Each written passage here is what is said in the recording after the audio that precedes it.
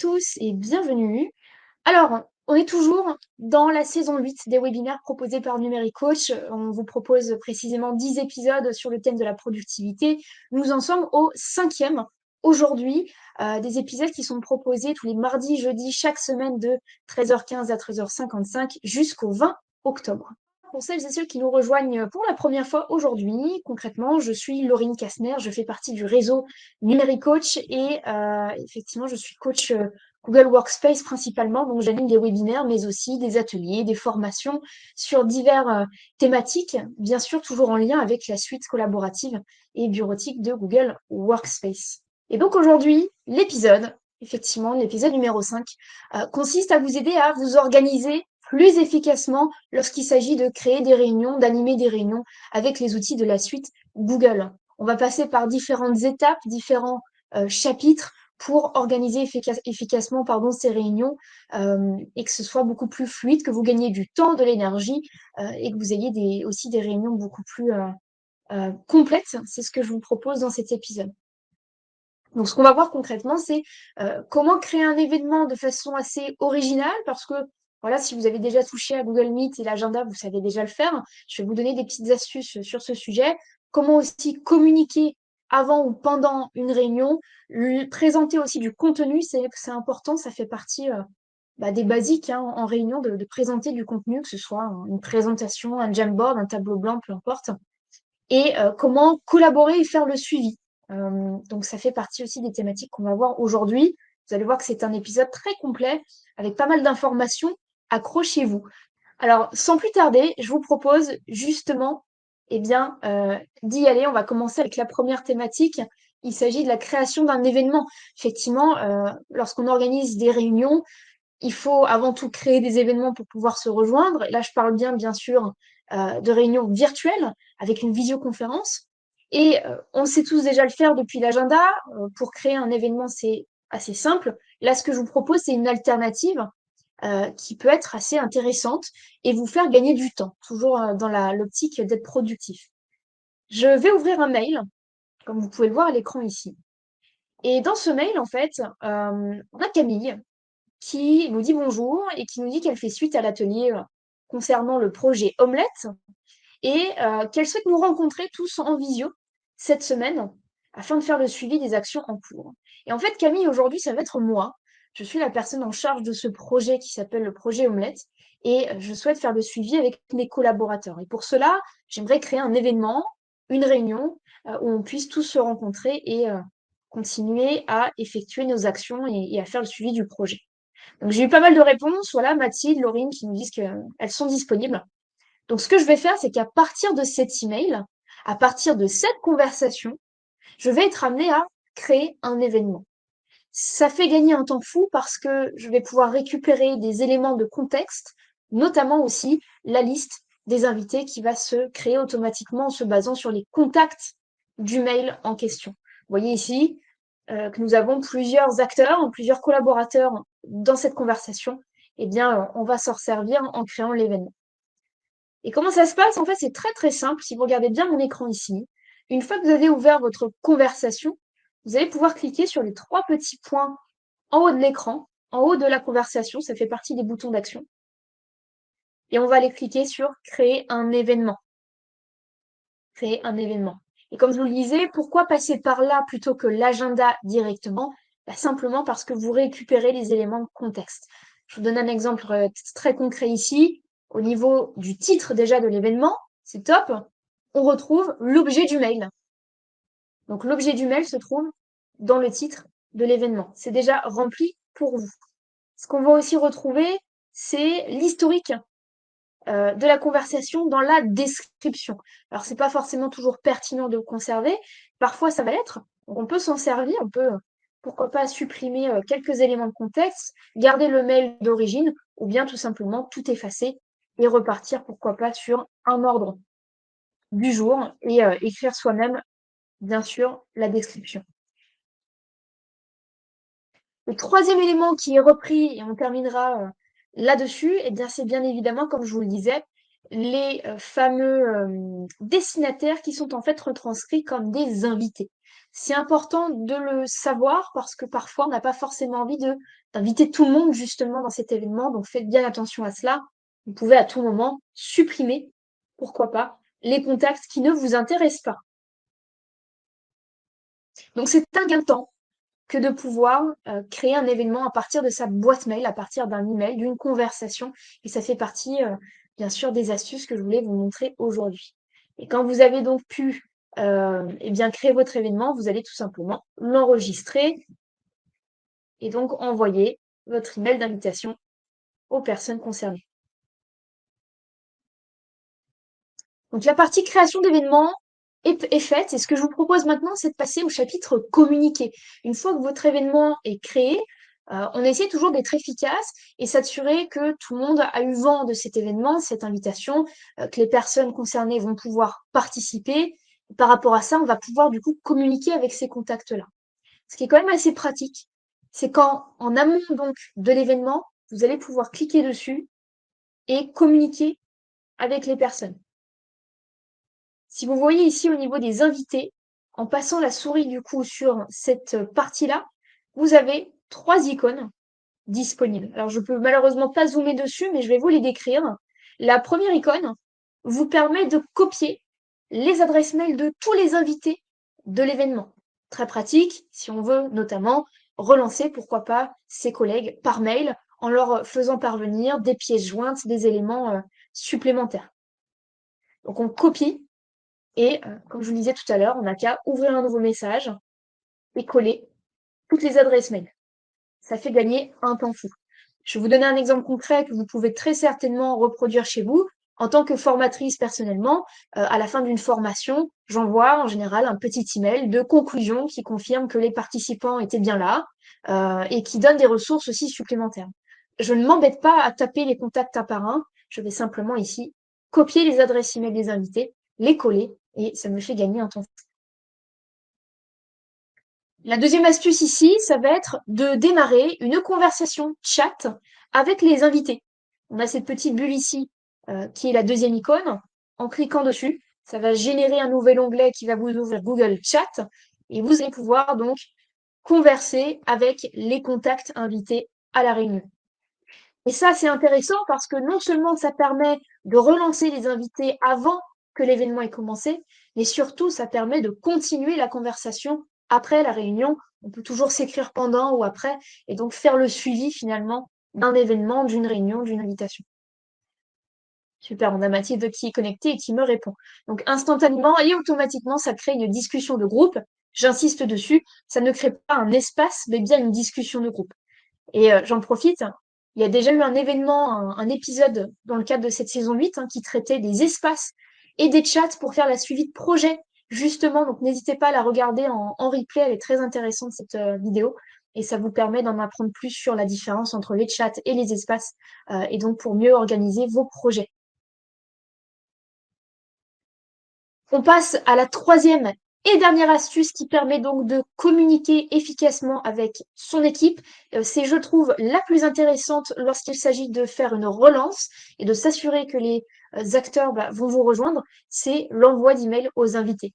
Vous avez cette petite enveloppe, la troisième icône, encore une fois intéressante puisqu'elle vous permet ici tout simplement d'envoyer un email aux invités et pas n'importe lesquels. Vous pouvez décider si ce sont aux invités qui n'ont pas encore répondu, donc en attente de réponse. Ça peut être des invités qui ont déjà répondu oui, qui ont déjà répondu non, dépendamment. Donc ici, je n'ai pas ce choix parce que personne n'a encore répondu. Et c'est pratique parce que imaginez que vous ayez un événement avec 50 personnes et 25 personnes sont en attente de réponse. Vous pouvez décider de seulement vous concentrer sur ces personnes-là et donc de leur envoyer un email de relance. Voilà, bonjour à tous. N'oubliez pas de répondre à cet événement, à cette invitation. Et on envoie la relance ici. Voilà les 3 astuces qui vous permettent donc de communiquer et pourquoi pas faire une relance avant un événement. Ça permet d'être efficace, bien s'organiser et de s'assurer que les personnes vous rejoignent, en tout cas les personnes invitées et qui comptent pour le suivi de ce projet en l'occurrence. Je me permets aussi de vous rappeler une autre chose. Ça fait partie des nouveautés des derniers mois sur Google Meet, une nouveauté plutôt assez chouette. Je vous propose d'y jeter un coup d'œil juste ici. Je vais donc ouvrir l'événement Meet, ce qui va me permettre, vous allez le voir, tac, à la réunion. Et donc, une des nouveautés qui est plutôt assez chouette, c'est que lorsque vous accédez à la liste des participants de l'événement Meet actuel, vous allez pouvoir retrouver les autres invités qui ont répondu ou pas, mais surtout qui ne sont pas encore là. Mathilde vient de me rejoindre, c'est parfait. Cependant, il manque Laurine et Thierry. Ce que je peux faire ici, alors je ne peux pas zoomer, mais vous le voyez, je pense, à l'écran, c'est que je peux aussi les relancer pendant l'appel, une fois que l'événement est lancé. J'ai une petite bulle de chat qui me permet de discuter avec cet invité sur Google Chat. Et donc, pourquoi pas lui dire, ben voilà, Thierry, tu es en retard, tu n'es pas sur la réunion, est-ce que tu peux nous rejoindre? On a besoin de toi pour faire le suivi du projet. Et je trouve que c'est quand même quelque chose qui finalement englobe bien cet épisode. On se rend compte qu'il y a quand même beaucoup d'interconnectivité entre les outils Google Meet, les outils Google Workspace, pardon. Je suis dans l'agenda, je peux créer un Google Meet, je peux aussi accéder à Gmail, à Google Chat. Tout est connecté pour vous faciliter la vie, c'est ça l'intérêt, et vous rendre plus efficace, plus productif. Voilà pour la partie communication. Si vous avez des questions, vous avez aussi des suggestions, n'hésitez surtout pas à réagir dans le chat. On garde un œil dessus, bien évidemment. Et donc, si maintenant c'est clair, la partie communiquer, je vous propose d'aller jeter un œil sur la partie vraiment présentation. Donc, je vais revenir sur l'événement que je vais aussi donc une nouvelle fois rejoindre. J'aurais pu le laisser ici activé pour le coup. On va passer à la partie présentation. Vous pouvez, comme vous le savez déjà, pour celles et ceux qui font habituellement, qui font partie d'invitations, d'événements, de visioconférences, qu'on peut partager son écran. Ça, c'est pas nouveau. On peut partager l'intégralité de son écran, une fenêtre, un onglet. Ce que je vous propose ici, en fait, c'est de partager depuis le contenu concerné. Je m'explique. Plutôt que de partir de Google Meet, si vous ne le saviez pas, vous allez pouvoir directement partir du contenu en question à partager. Je vous ai donné un exemple ici du Jamboard. Jamboard, pour rappel, c'est l'outil Google qui permet d'accéder à des tableaux blancs et donc de collaborer en équipe en ajoutant des post-it, des images, des formes, du texte. On peut faire un petit peu de tout, on peut dessiner, faire des schémas très pratiques pour faire des sessions de brainstorming, par exemple, réfléchir à des produits, des projets, etc. Et ce que je vais pouvoir faire en fait ici, pardon, c'est tout simplement présenter ce contenu-là à la réunion qui est déjà en cours, plutôt que de passer par Meet directement. Il me suffit de cliquer sur cette icône-là, présenter lors d'une réunion. Et ce qui est quand même assez chouette, donc, c'est que Google, bien sûr, va repérer que vous êtes déjà dans un appel. Et donc, c'est cet appel-là que Google vous propose pour présenter l'onglet en réunion. Si ce n'est pas celui que vous souhaitiez, vous pouvez revenir en arrière et donc présenter ce contenu dans une autre réunion en insérant le code en question. Donc, je vais cliquer sur la réunion concernée et je vais pouvoir présenter l'onglet en réunion. C'est parti. Je partage donc cet onglet-là. Et donc, tout ce que je vais faire maintenant ici sera présenté, vous le voyez ici, sur mon Google Meet. Donc, je me concentre bien sûr sur le Jamboard, mais c'est présenté en direct sur le Google Meet. Ça évite de passer éventuellement par cette icône. Et ce que je veux vous montrer également, c'est qu'on peut faire la même chose sur d'autres types d'outils. D'ailleurs, j'en profite, on le voit ici sur l'onglet, vous avez une petite icône qui vous montre bien que cet écran est partagé en direct. Vous pouvez à tout moment arrêter le partage. Et donc, le partage est arrêté sur Google Meet. Et ce qu'on va pouvoir faire aussi, c'est depuis un Google Docs, que vous utilisiez justement un Google Docs, un Google Sheets ou un Google Slides, vous allez pouvoir le présenter lors d'un appel en cours. C'est à peu près la même chose. Vous avez normalement en haut à droite ici une petite caméra, vous voyez, qui vous propose non seulement de rejoindre l'appel ou de le transférer sur le slide. C'est pas l'objet de ce programme ou d'aujourd'hui plutôt, mais ça reste intéressant. Et surtout de présenter uniquement cet onglet.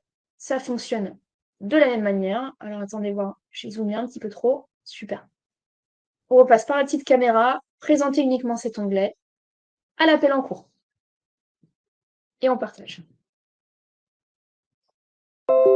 Et en fait, je vais vous expliquer un petit peu, on va terminer là-dessus, l'intérêt finalement de ne présenter qu'un seul onglet et pas la totalité de votre écran, c'est simplement que lorsque vous présentez un onglet, vous pouvez aussi intégrer le son. Ça, c'est quelque chose qui n'est pas possible quand on présente un écran entier, une fenêtre. Ça ne l'est que lorsqu'il s'agit d'un écran. Vous voyez ici, on peut euh, activer ou désactiver le son de la présentation, et c'est la même chose pour les autres types que vous allez présenter. Donc, c'est pas forcément possible pour n'importe quel type ou option de présentation.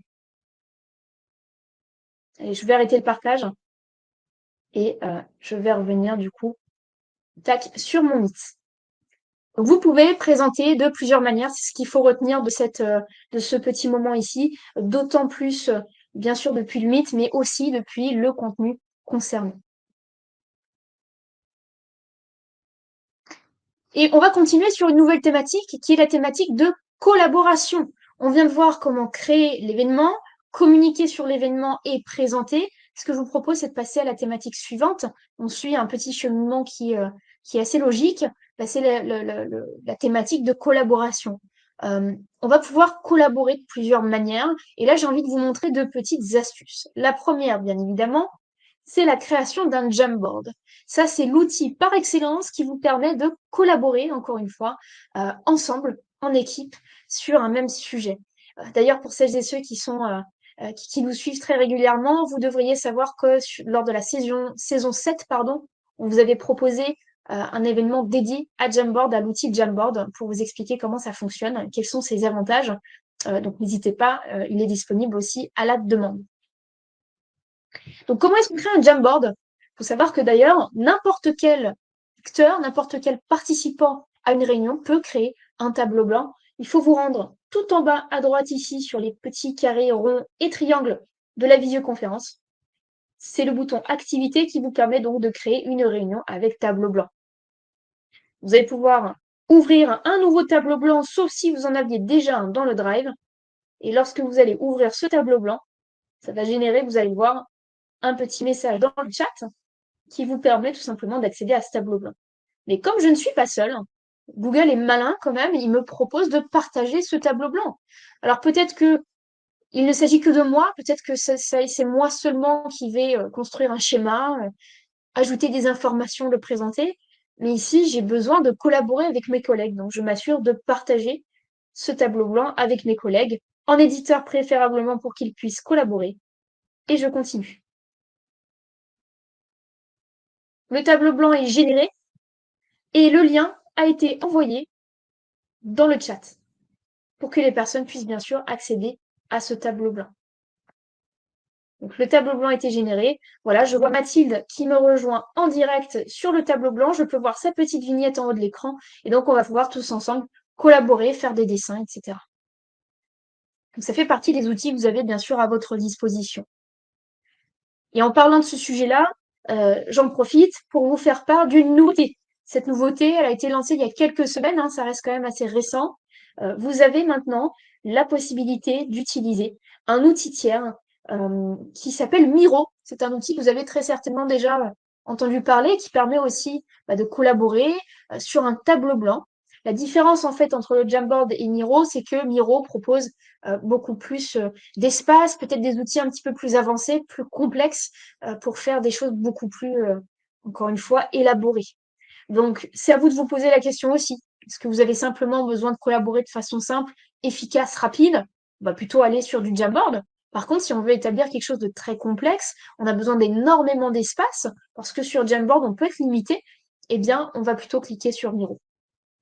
Alors, comment est-ce qu'on accède à Miro sans passer non plus par le site officiel? Mathilde vous a donné le lien, c'est possible. Mais là, l'intérêt, c'est que c'est intégré à Google Meet. Donc, pour répondre à votre question, Hélène, l'idée, c'est que vous iriez sur le Google Meet. Vous cliquez, comme vous dit Mathilde, sur l'option Activité en bas à droite. Vous y avez accès aussi. Et vous allez pouvoir ici cliquer sur Miro, tout simplement. Et ce qui est quand même assez fort, j'insiste dessus, c'est que vous n'avez pas besoin de créer un compte. En tout cas, en tant que collaborateur, si vous voulez simplement accéder au Miro de l'organisateur, au tableau blanc, vous allez pouvoir y accéder sans vous créer de compte. Et ça, c'est quand même assez pratique. Donc non, Vassilia, ce n'est pas un module à ajouter. S'il n'est pas encore disponible ici, c'est soit qu'il n'a pas encore été déployé, soit parce que très certainement, si par exemple vous faites partie d'une entreprise, vous avez un email dans un domaine, peut-être que cet outil tiers n'est pas permis à travers la console d'administration. Il peut y avoir plusieurs raisons. Peut-être aussi parce que vous avez une licence Google Workspace qui ne le prend pas en compte. Ça peut dépendre de pas mal de choses, hein. En tout cas, sachez que c'est possible sur Meet pour la plupart des éditions, des différentes licences. Je vous rassure, Hélène et Vassilia, si vous n'y avez pas accès, Mathilde vous a donné le lien officiel en haut de l'écran. C'est gratuit, vous pouvez vous inscrire en rentrant votre email et c'est un outil quand même assez sympa aussi pour élaborer pas mal de choses. En tout cas, la version sur Meet permet donc de collaborer facilement en créant des tableaux blancs. Vous voyez ici, on peut créer ce qu'ils appellent un create board, donc créer un tableau. Moi, je vais devoir m'inscrire parce que c'est moi qui vais initier le Miro, mais en soi, les personnes ensuite vont pouvoir rejoindre ce tableau blanc sans création de compte, ce qui est quand même assez pratique. Voilà. Donc j'ai beaucoup plus d'espace, vous allez le voir, et donc j'ai à ma disposition pas mal d'outils qui va me permettre aussi d'effectuer, de créer du contenu finalement. Voilà pour la petite subtilité ici en ce qui concerne donc les tableaux blancs. Ça, c'était la première astuce. Maintenant, la seconde astuce que j'aimerais vous montrer ici, c'est les notes de réunion. J'insiste dessus parce que c'est quelque chose qui est encore trop peu utilisé et pourtant tellement pratique. Quand on anime une réunion, on se rejoint en réunion, ça peut être intéressant parfois de garder une trace écrite, bien sûr, pour savoir ce qui s'est dit, parce que des fois, tout le monde n'a pas la possibilité de participer à l'événement et on a besoin d'une trace écrite qui permet de retrouver ce qui s'est dit, ce qui a été fait. Et pour ce faire, on va pouvoir prendre des notes de réunion. Quand vous ouvrez l'événement sur l'agenda, donc là je suis en tant qu'organisateur ici, j'ouvre l'événement, et bien j'ai la possibilité de cliquer sur prendre des notes de réunion. Je vais cliquer dessus, ce qui va générer un Google Docs, l'outil par excellence qui permet de faire du traitement de texte. Ce qui est très intéressant ici, c'est deux choses. Premièrement, vous avez déjà une structure qui est créée avec la date du jour de l'événement, le nom de l'événement et puis les participants. Je peux bien évidemment partager ces notes de réunion si nécessaire aux participants pour que ces personnes puissent aussi collaborer et donc rentrer des notes. C'est quelque chose qu'on peut faire avant une réunion pour que les personnes en direct puissent rentrer donc des notes, rentrer des tâches par exemple, mais vous pouvez le faire aussi après. Et la deuxième chose intéressante surtout, c'est que ces notes de réunion sont maintenant rattachées à l'événement. N'importe qui finalement qui a été invité à la réunion peut retrouver ces notes en pièce jointe de l'événement en cliquant sur l'événement dans l'agenda. Vous avez maintenant ici les notes qui sont rattachées automatiquement. Donc en rentrant sur ces notes, j'ai la possibilité bien sûr d'effectuer, de rentrer des notes, des tâches. Ça, c'est quelque chose auquel on va tous avoir accès une fois que c'est partagé. Et j'en profite aussi pour vous faire un petit rappel sur le fait que vous avez accès donc à des puces intelligentes. C'est ce qu'a déjà généré le Google Docs en créant vos notes. Les puces intelligentes, ce sont des puces, on appelle ça aussi des chips, CHIP, qui permettent tout simplement d'interagir avec. Si je clique sur la puce de date ici, je vais pouvoir créer une réunion à cette même date. Si je clique sur le nom de l'événement, je vais pouvoir copier le lien de l'événement. Et enfin, si je clique sur la puce du participant, je vais pouvoir échanger avec ce participant. Par exemple, lui envoyer un mail. Là, j'ai le cas avec Mathilde. Lui envoyer un message par chat, démarrer une visioconférence avec cette personne, ou par exemple, planifier un événement. Et je rebondis sur ce que Marc nous dit dans le chat, c'est très pertinent, Marc, merci beaucoup. C'est pareil pour les replays, effectivement. Si votre entreprise, si vous avez un email de domaine, vous permet d'enregistrer des événements, vous retrouvez l'enregistrement en pièce jointe de l'événement. C'est tout à fait ça. Ce qui est quand même bien pratique. Et effectivement, Gérald, Mathilde vous a répondu, au-delà de l'attachement des notes à l'événement, le fichier, bien sûr, se place et s'enregistre automatiquement dans le drive de l'organisateur. Tout à fait. Et c'est à l'organisateur ensuite de le déplacer si jamais vous avez un dossier, un drive partagé spécifique à cette modalité, à ce document-là. Donc, n'oubliez pas de générer toujours ces petites notes. C'est bien pratique pour faire le suivi et surtout pour les personnes qui sont absentes. Ça évite en fait d'envoyer un petit mail à la suite de l'événement. Alors, ça ne vous empêche pas, mais en tout cas, vous avez déjà le document ici. Et à présent, je vous propose de terminer avec la dernière thématique avant de passer au petit quiz qui vous permettra de remporter un cadeau. Je vous propose de passer à la thématique qui permet de faire le suivi justement d'un événement. Ça, c'est quelque chose aussi qui est assez sous-estimé et pourtant très pratique. À la fin d'un événement, à la fin d'une visioconférence, vous allez pouvoir en faire le suivi. Je m'explique juste ici. Quand vous faites partie donc d'un Google Meet, on a tout à l'heure Marc qui l'a mentionné, on peut des fois enregistrer la session. Si je reviens sur le Meet, je vais vous en montrer ici, faire la démonstration plutôt. Je vais pouvoir ici enregistrer l'événement. Alors encore une fois, ce n'est pas forcément une fonctionnalité disponible pour tous. Je peux enregistrer l'événement, mais pas que. Je vais aussi pouvoir lancer des sondages. Ça, c'est aussi disponible largement. Je vais pouvoir aussi poser des questions. Il y a pas mal de petites activités, comme vous le voyez dans la section activités, qui me permettent de collaborer, d'échanger, de communiquer et donc de recevoir de l'information. Grâce au sondage, je peux prendre une décision. Je peux avoir l'opinion de mes collaborateurs. Pareil pour les questions. Les enregistrements me permettent de voir en replay, bien sûr, ce qui a été dit pendant la réunion. Donc ces éléments-là, Google les appelle des artefacts. Ces artefacts ou ce contenu, l'organisateur le reçoit à la fin d'un événement. Je vous montre ça en direct de suite.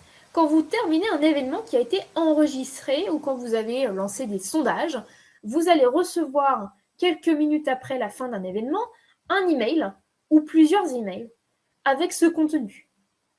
Et là, suivez-moi bien, il y a plusieurs choses qui se passent. Vous avez, comme le disait Marc tout à l'heure, l'événement en tout cas l'enregistrement de l'événement qui va s'afficher dans la pièce jointe. Je n'ai pas enregistré l'événement, donc ce n'est pas mon cas, mais vous allez le retrouver juste ici. Autre chose qui se passe, c'est que vous recevez un email. Un email avec le replay, donc la vidéo enregistrée, qui s'est enregistrée directement dans le Drive, c'est ce que je vous montre juste après. Et un deuxième mail dans lequel vous avez ce qu'on appelle des rapports de participation, des rapports de sondage. Donc, si je clique sur rapport de participation, ça va générer un Google Sheet, vous allez le voir, qui permet de retrouver qui a accédé à l'événement, à la visio, son adresse mail, combien de temps la personne est restée, à quelle heure elle s'est connectée et à quelle heure elle s'est déconnectée. C'est quand même assez précis. J'ai d'autres rapports. J'ai les résultats du sondage aussi, qui va être généré dans un sheet. Pratique, je vois justement qui a répondu quoi à mon sondage. Et je termine aussi avec les questions. Parfois, vous avez des collaborateurs qui vous posent des questions, pas dans le chat, mais dans l'activité, la thématique, enfin l'outil qui s'appelle Questions de Google Meet, qui est aussi très peu utilisé malheureusement, alors que ça permet à l'organisateur, bien sûr, de recenser toutes les questions posées, comme vous le voyez ici, par qui, à quel moment, et surtout, si vous y avez déjà répondu ou pas, et ça permet d'en faire le suivi.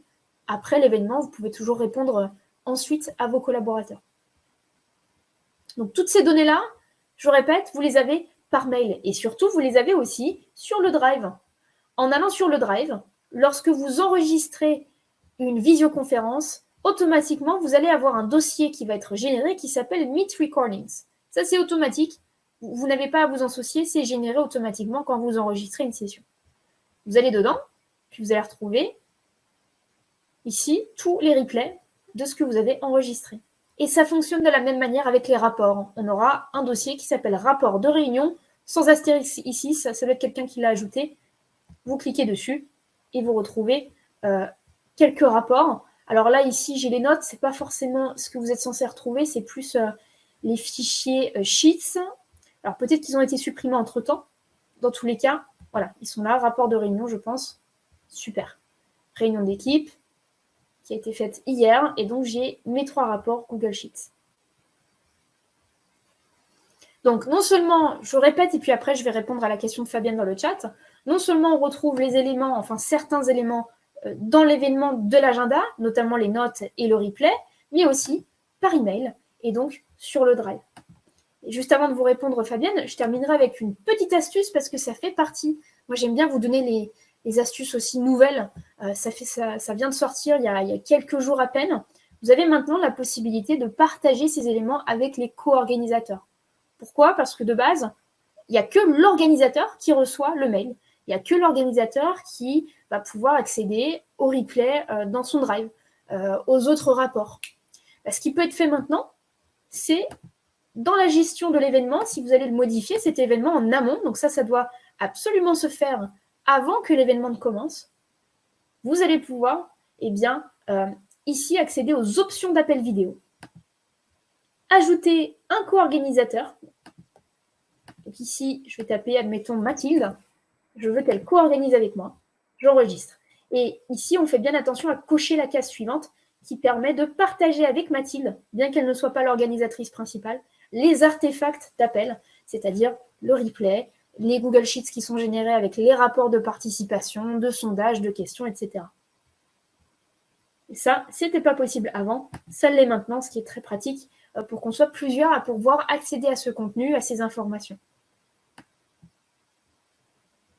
Alors, pour répondre à la question de Fabienne, comment est-ce qu'on répond aux questions? C'est vrai qu'encore une fois, c'est quelque chose qui n'est pas forcément très utilisé, pourtant très pratique.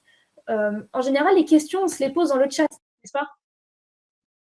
Et c'est ça le problème, c'est que si vous posez des questions dans le chat en tant que participant, mais aussi en tant qu'organisateur, vous n'allez pas le conserver forcément. Sauf si, j'insiste, vous enregistrez la session. Si vous n'enregistrez pas la session, le chat est perdu. Donc, ce qu'on va pouvoir faire, c'est dans les activités ici. Regardez bien, Fabienne, on a ici l'option des questions. Et donc, on va pouvoir poser des questions. Et au moins, c'est enregistré, un rapport qui est envoyé ensuite à l'organisateur. Donc ça, si vous-même, vous animez des réunions, vous tous, ça peut être utile de le signaler à vos collaborateurs, ce qui permet de garder une trace. Vincent demande, est-ce que le tableau blanc s'enregistre aussi? Bien évidemment, dès qu'il est généré par un des collaborateurs, que ce soit vous l'organisateur ou pas, ou un autre collaborateur, un participant, il est enregistré dans le drive du participant par contre. Faut bien faire attention à ça. C'est la personne qui crée le tableau blanc, le Jamboard, qui va en conserver sa propriété dans le drive. Libre à la personne après de le partager ou de le déplacer. Et enfin, je termine. Gérald demande, est-ce qu'il est possible de modifier le template du document de prise de notes de réunion?